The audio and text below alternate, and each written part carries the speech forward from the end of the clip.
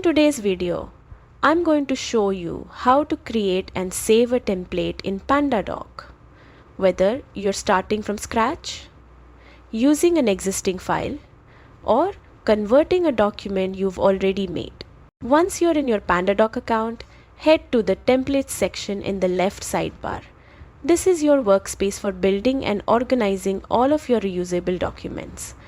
In the top right, you'll see the Create New button, which gives you 3 different starting points.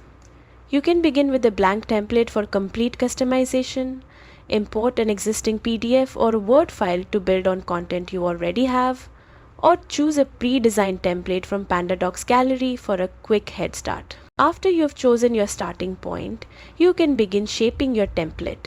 PandaDoc lets you add content blocks like text, images, and tables to structure your document, as well as interactive fields like signatures, dates, and text boxes to make it ready for client use.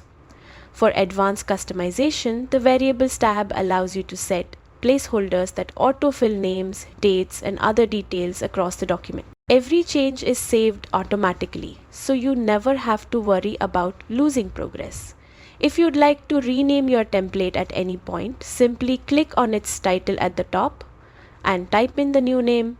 Once you're happy with the final result, just close the editor and your template will be stored in your Templates section, ready for use whenever you need it. You can also convert an existing document into a template. From the Documents tab, open the file you want to reuse, click the 3-dot menu in the top right and select Convert to Template. PandaDoc will instantly save it to your templates library, making it easy to repurpose in the future. And that's it. Whether you're starting fresh or transforming an existing file, PandaDoc makes it effortless to save and manage templates, helping you create professional, reusable documents with minimal effort.